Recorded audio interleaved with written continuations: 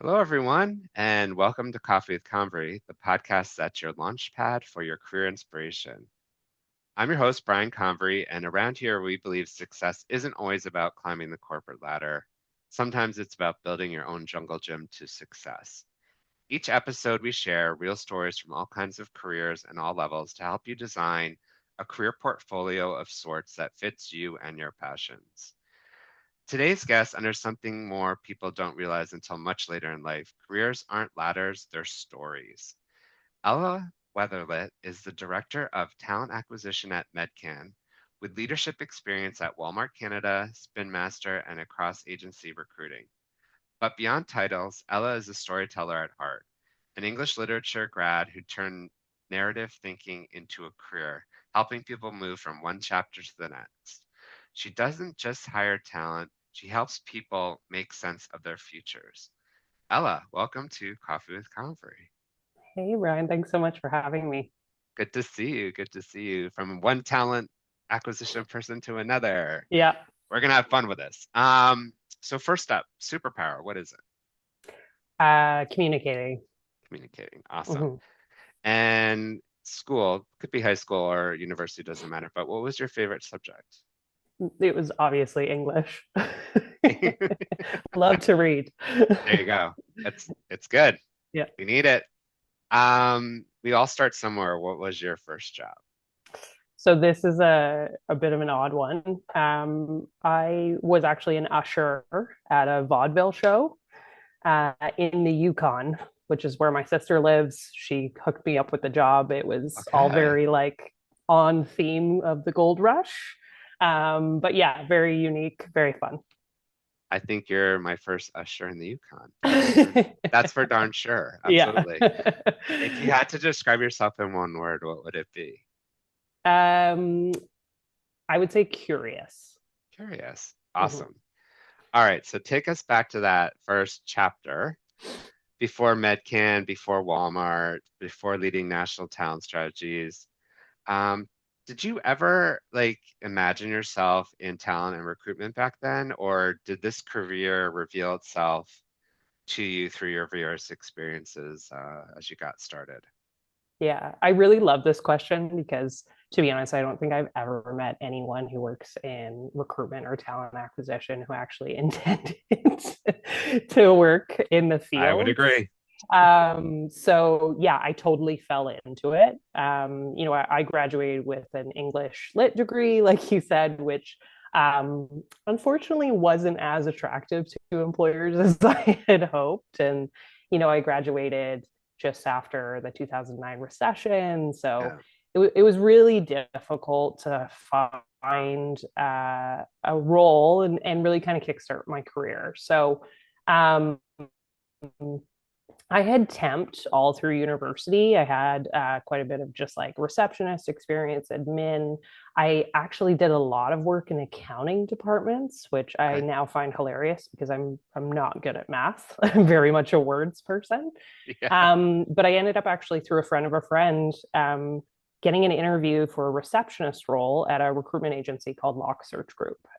So this is when I was living in Edmonton, and it was very different, I would say, than the kind of world of talent acquisition that I exist in now. And, very sales focused, headhunting, and I joined Yeah. this organization. I had no idea what headhunting was. And as I, ask more and more questions, again, I'm super curious. I can't not ask questions.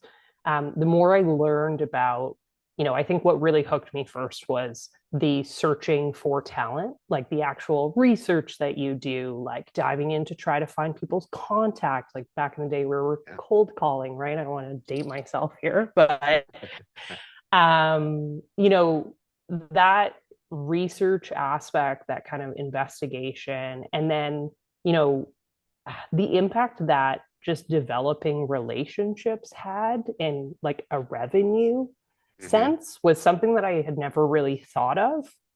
I just didn't realize that you could make a whole career of literally just like maintaining great relationships with people, with Yeah. clients, with candidates, with people in your network, etc. So yeah, from there I was kind of hooked and I Yeah. just kept doing it. And now, here I am and I'm happy to Look at be you here. now.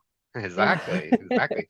I mean, we actually met through recruiting together, Yeah. right? So that's a cool story in itself. So you've said careers have a narrative arc, beginning, middle, and an end, and that the real story happens in that messy middle. How has your background and experience shaped how you assess talent, even potential and growth, especially when resumes definitely don't tell the full story? Yeah. Yeah. This is such a great question because I think it's so topical, especially in this current marketplace where obviously we're seeing a high unemployment rate. We're seeing, the job market being really competitive. The introduction of AI, when it Yeah, comes to resumes and the way employers are using AIs to kind of screen out candidates or filter yeah, for candidates. It can be really challenging and it feels like a numbers game, but my experience has not been straightforward, right? Like I think like a lot of people, I fell into what I do. yeah, And I excelled. I yeah, excel at what I do, really yeah, just purely based on my soft skills and my eagerness to learn, right? So I'm not an engineer, I'm not a yeah, mathematician. What has benefited me in my career is asking questions and being really curious about how I can help the people that I work with. And that's like, the businesses I support and recruit for, but also the candidates that I work with. So yeah, I would say, resumes are important. Are they the be all end all? Absolutely not. I know you and I have chatted about this a lot, but that's I a think, podcast in itself. yeah, right. I think um that desire to learn and challenging yourself to keep learning and to keep asking questions is absolutely critical. And the skills part, I could talk all day about Mm, skills based hiring, which I'm sure we'll get more into, but yeah, it really is the future. I firmly believe that. me too. Yeah, so I think those would be my secrets to success.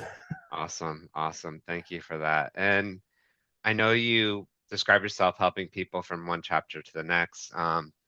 What's your thoughts for recruiters as a guide and not necessarily a gatekeeper for some of these candidates to be thinking about? Like job seekers sometimes feel judged or filtered or reduced to words or keyword searches.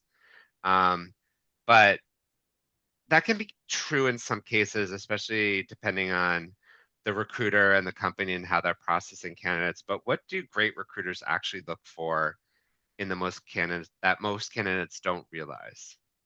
Yeah, yeah.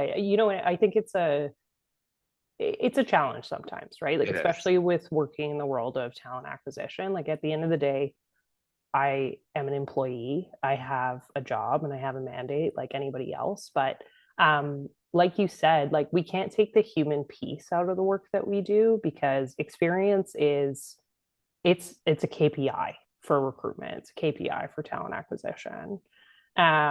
So yeah, when I've kind of spoken to candidates, especially in this job market, I think my number one recommendation is when it comes to the resume, demonstrate impact. And when I say impact, I Mhm. mean data points, right? So, what did you do to make things better, and how did you measure that success?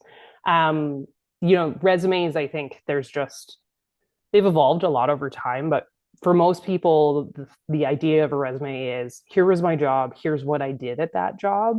That's not what a recruiter really is looking for. And it's not what an employer is looking for either. Yeah, It's what impact did you make? How did you make things better? How did you improve processes? How did you make things more efficient? How did you make the company money, depending on yeah, what role you're in, right? So it is, resumes and screening in that sense, it is a bit of a gate, right? But I think yeah, if you can let this document do that position, assuming, it's the right fit to get on to the next step, which in the interviews, what I always say to candidates is it's all about soft skills, right? yeah. Like I, as a recruiter, am not doing the technical assessment. Right. Um, it's super valuable. It's absolutely something that should be done depending on the role. But as a recruiter, I'm really looking for, how do you communicate?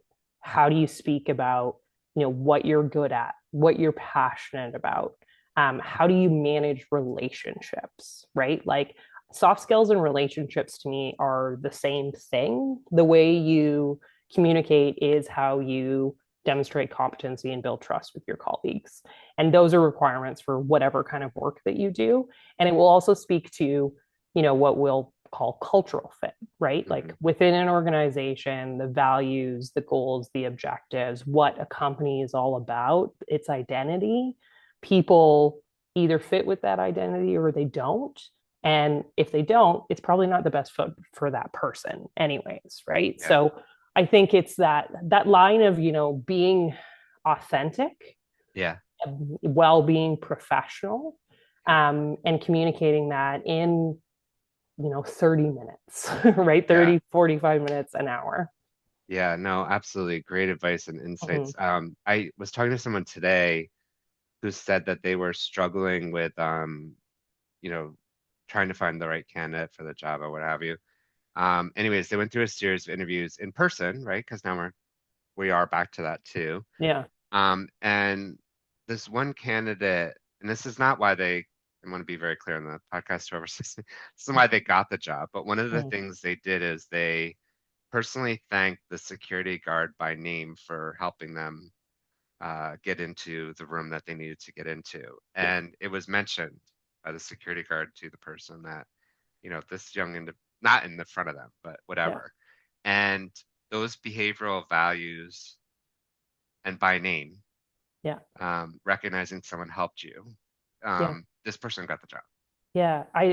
That values piece is so huge. Like I always go back to Simon Sinek wrote a really Yeah, great book where he expanded on how values and corporations kind of develop brands based on values. yeah, I always think about like the way Apple does it, right? He used that yeah, example.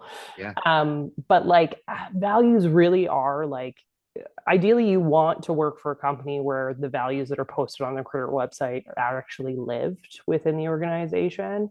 And if they are lived within the organization, those are the measuring sticks that candidates are going to be judged by.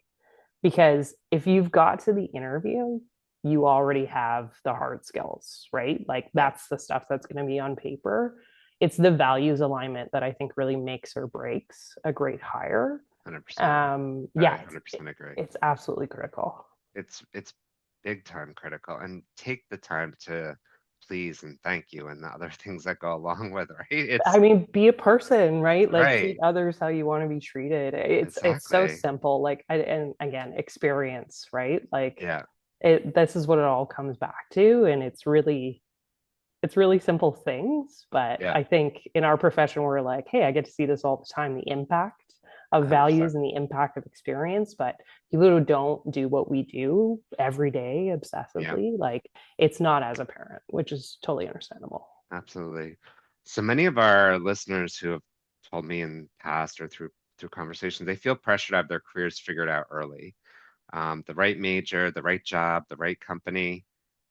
What do you have to say about Yeah, I'm smiling and laughing because I just like I don't think this pressure is warranted at Yeah, all. Like, no. and I'll go back to my own experience, right? Like, I had a Bachelor of Arts. Yeah, I went to university. It was an absolutely great experience, and I wouldn't have done it any other way. But like, did it set me up with my career? No, not at all. Yeah, Like, I completely fell into this, and you know, my career journey has not been a straight line. I actually don't know anyone who's had, you get the right job, you move into the next role. Like maybe it still exists with the consulting firms or something like yeah, that. But even then, like it's not the world that we live in anymore. And I also think the expectation and the pressure is really based, it comes from a place that doesn't necessarily value diversity of experience and diversity of thought, love which that. Yeah, to me is like a requirement to, do work better and to come up with innovative thinking and all those kind of ideas. So yeah, I think I'll go back to what I said before, right? Like whatever career you're in, what will get you the next opportunity, what will enable you to make the right connections and to have the right conversations are your soft skills. Like Yeah. it's really just being able to, communicate, being able to, advocate for yourself too, right?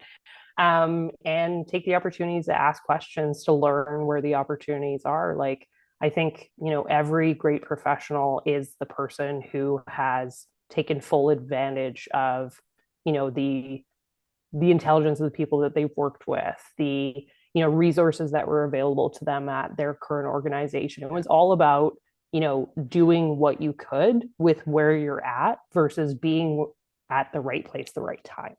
Yeah. No, that's great. I want to ask you a little bit on the soft skills like theme and things. Yeah. This is another one. So I was talking to a gentleman whose daughter's at University of Toronto, and he's telling her, well, like, look, you have to, focus on the interview, talk about your transferable skills. And he even said she looked at him like, what's that? Right? Like, so when you think of soft skills and transferable skills, um, what what advice do you have to kids? Because sometimes they don't realize they actually have this, but they're not communicating it, Yeah. Yeah. right? Yeah. Yeah, no, and I mean, like, it totally makes sense. And again, like, I'll go back to my early career experience where, I was hired as a receptionist. I was working in administrative roles. Yeah. Um, I grew my career and I got the opportunity to be a recruiter because I was curious, because I asked questions, because I was eager to learn, and I was good at communicating. I Yeah. went to school to be a good communicator, written Yeah. and verbal, right? So those ended up being my transferable skills. I think the key to unlocking that kind of awareness of what those skills are is really self-reflection, right? Which Yeah. is Good like point. incredibly difficult to do, but I always say to people, like, what are you passionate about? Like, what do you go into a room and know that, like, you're gonna kill it, right? Like, you're not scared to be there, you're not intimidated. Like, it could be anything. Me is talking. Like, I can talk to anybody, I'm gonna have a conversation with anybody, we can figure out something to discuss just because I know how to keep a conversation going, right? You're the same. Yeah. um but like, it's the self-reflection to be able to be like, okay, here's the thing that I like doing, here's the thing that I'm good at, what does that actually mean when I'm trying to present my value as a prospective employee to an employer. Yeah. Yeah. Awesome advice. Thank you Mm-hmm. for that. Let's flip the lens and go the employer side, Yeah. since both of us have worked for multiple employers. And, when it comes to talent, sometimes it's hard for employers to not underestimate the value of some of these candidates to that come forward, especially in the early talent, emerging talent space. I've seen a lot of discussions on this topic a Yeah. lot lately. Um, what what do you think about that, and how do we help maybe work with employers to think more differently about the future of emerging talent, which is the architects of our future, really? Yeah. Yeah, absolutely. Yeah. And so, to this, like, I'll go back to that diversity of thought, diversity of experience, and the value of that. Like, I know we've talked about emerging talent and early career talent a ton. I know it's such a passion of yours. Yeah. And my perspective really is, especially surrounding the workforce who has just, the generation that's just entered the workforce or is about to enter the workforce, they are built different, right? Like, 100%. technology wise, Whoa.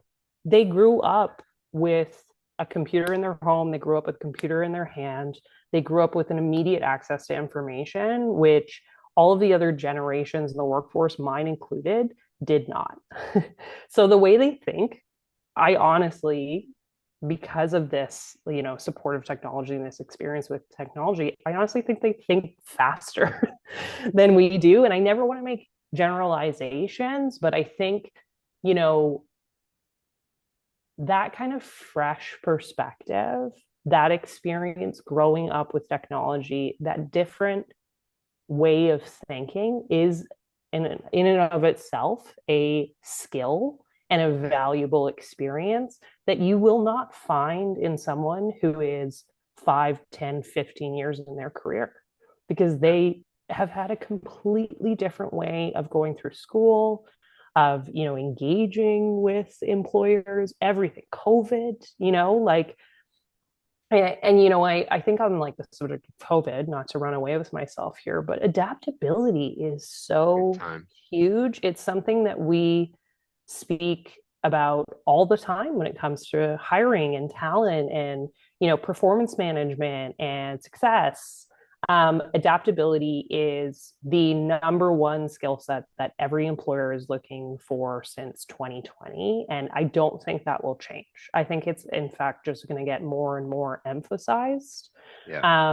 in, people who are successful.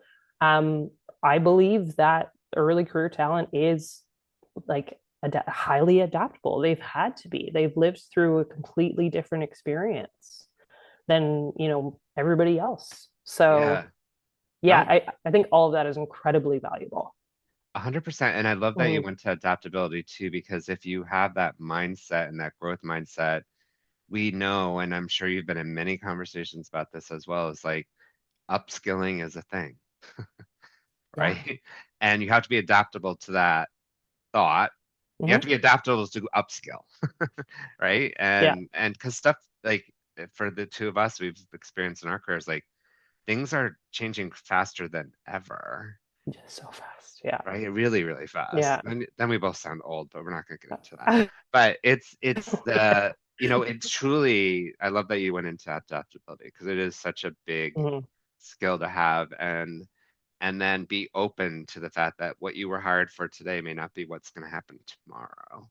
Like hiring for the future is becoming, well, you said it, skills. Why don't we talk about skills-based recruiting? Because I love that you Yeah. brought that up because skills-based recruiting and hiring for growth is a very different strategy, right? And Yeah, yeah, yeah. I mean, I think there's crossover though, right? Because yeah, like yeah, to me, skills-based hiring is absolutely the way of the future because if we focus on skills, and especially if we focus on hiring talent who has the skill of a growth mindset or of adaptability or the willingness to upskill yeah, themselves, that's the only way that we can future proof a workforce because nobody has a crystal ball. no, Nobody knows what kind of technology will emerge 5 or even 2 years from now yeah, and how that's going to change, the landscape demands, consumer demands, right? Like, absolutely, so the only thing we do know is that change is constant and who people who thrive in change are going to do well.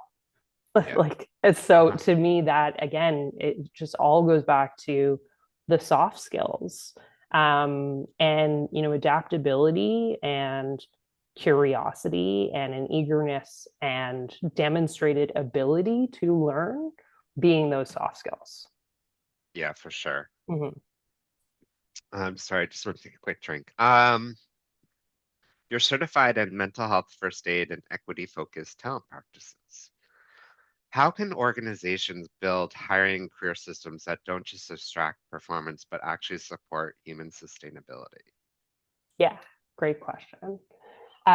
Great question, and shout out to Walmart, my past employer, for actually offering that certification to everybody at the time. It was a really, really Oh, fantastic really? learning experience. Yeah, yeah, really, really Wow. great. So, um, this takes me back to experience, right? So, what you said, like human sustainability, related to performance, I think the secret is experience. If an employer is actually able to design the processes and expectations with a lens of employee or candidate or client experience for that matter in mind, that will be probably the biggest unlock for success, right? Because you can't Yeah, control what people are going to do. You can't control whether or not somebody in role or somebody on a team is going to perform well. you can definitely control the experience that they have and the way that you design the processes and the policies and the requirements. And if somebody's having a good experience, there's a higher chance that they will invest more time and effort and thought and responsibility Yep. in the work that they do. It's like we were talking about this earlier, right? Like it just all comes back to these really simple concepts that are have these major effects, but it's like, hey, this company is underperforming, how do we fix it? What are Yeah. the employees actually experiencing on a day-to-day basis? Yeah. I think you're tapping into something that's so super important as well, and talking Mm, about the employee experience because, um, the people tend to talk about employee engagement first and what are our engagement scores, what are this or that. But what you hit upon is what drives those, yeah, right? Don't focus on the score, like focus on the experience. yeah. What is actually going on in a day-to-day working life before they get to that engagement survey and input, Uh-huh. their 100%. feedback, right? Yeah. No, it's really interesting. Yeah. And I think that's from a recruiter side, like where we're both from, I always say, like, make sure that welcome mat is there. We brought them in. Make sure that experience is there, Yeah. right? Yeah. Well, and it's also the coaching of, the business to maintain that experience, right? Like demonstrating a positive experience through the recruitment process that then is a baton passed Yeah. on to the next colleague to continue it, right? Absolutely. And also an expectation set with the candidate who becomes the new hire to model that experience with the people that they work with as well, right? Like it's like a spider web. Absolutely. Yeah. On that, I'm kind of going off script here for a second, but thinking about mentors in your life and career, Yeah. how important have they been? Because that's also part of that handing off the baton is Yeah. people there to catch. Um, Yeah, I mean, super important. yeah, I don't know anybody who would say that like the leaders and mentors in their lives haven't been, you know, completely kind of shaped the approach that I take. I would yeah, say especially in regards to who I am as a leader, yeah, how I lead my teams, how I manage people. Um, I working with leaders in the past, like, in one instance, somebody I reported directly to, in other instances, actually, business leaders who I was partnering yeah, with from a talent perspective, working with people who would genuinely think about the way that their actions and their direction and their leadership would impact the people on their team. Um, it it was a huge unlock for me, right? Like I think the biggest realization I've had through my corporate career is that there is a way to do things, to play the game, to climb the ladder, to show the good work yeah, in a way that's still authentic to me and doesn't feel insincere, right? yeah, Like we're all existing in capitalism. There yeah, is certain aspects to that, right? But it was through the experience of having great leaders or working with great leaders that I saw that people didn't have to abandon what their values were and who they were, um, to do well and to be incredibly successful. So yeah, I think every time, in those moments where you're like, oh, I really don't want to do this, like, or I yeah. don't want to deal with this situation, it's still kind of coming back. I'm touching on all of these things that we've talked about today, No, the it's good. values, right? Yeah, it's amazing. Yeah. Yeah, no, it's amazing. And we know a lot of people, especially you being in the talent acquisition space, you see people that are shifting between chapters, jobs, um, may have been part of a downsizing, maybe Yeah. just trying to even pick themselves up from that experience, Mhm. which, I tell people now, like every one of us will experience layoff, downsizing, whatever in your career. It's going to happen. Just Yeah. don't think it's not.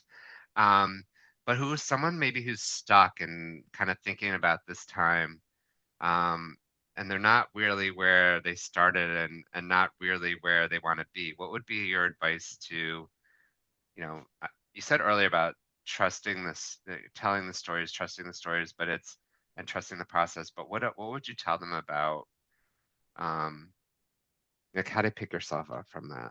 Yeah. Yeah. No, I think this is such a great question. Again, so topical because we know, Yeah. there's so many people have had this experience Oh now yeah. and recently. And, I'll go back again to like a really great leader and a great mentor that I had. And this was somebody who I was reporting into when I was early on in my management career.